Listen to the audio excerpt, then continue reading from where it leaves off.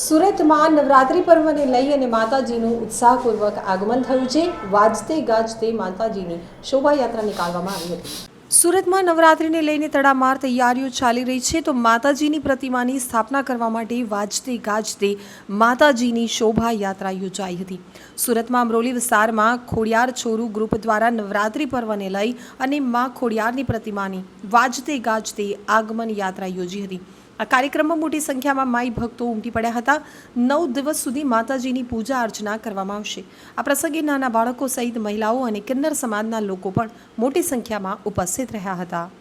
આજે સુદ નોરતામાં લોકો અંબેમાનું આગમન કરે છે અને હું આ નોરતામાં ખોડિયારમાંનું આગમન કરું છું।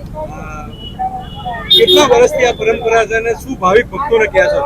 આજથી મને 7 વર્ષ પૂરા થઈ ગયા ખોડિયારમાં બેસાડવાના। ખોડિયારમાં ખૂબ જ લોકોના દુઃખ દૂર કરે છે। જેમ લોકો અંબામાં બેસાડે છે, હું ખોડિયારમાં બેસાડું છું। લોકો ભક્તિભાવથી મારા મંદિરે આવે છે। 10 દિવસ સુધી માના પૂજા પાઠ થાય છે અને લોકોના દુઃખ દૂર થાય છે। કેટલાક ભાવિક ભક્તો આના દર્શનનો લાભ લે છે 9 દિવસ?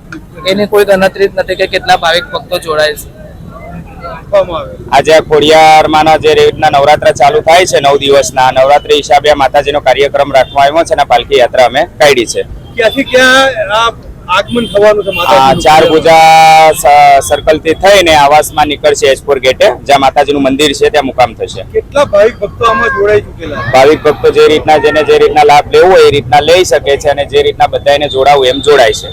9 દિવસના કયા કાર્યક્રમો રાખવાના? 9 દિવસમાં જેવી રીતના માતાજીના નવલી નવરાત્રાના ગરબાનો ઉત્સવ થાય, આરતી પૂજા, સેવા પૂજા, હવન થાય, એ રીતના બધું માતાજીના કાર્યક્રમ કરવામાં આવે છે। કેટલા વર્ષથી આ પરંપરા છે? આ પરંપરા અમારા ખોડિયારમાંની તો વર્ષો જૂની છે। બાપ દાદાથી ખોડિયારમાં અમારા કુળમાં પૂંજાય છે, એટલે 18 વરણથી માતાજીને પૂંજાય છે ખોડિયારમાં, પણ અમારે વરણથી વરણ પૂંજાય છે એટલે અમે આ વ્રત ચાલુ જ રાખીએ છીએ।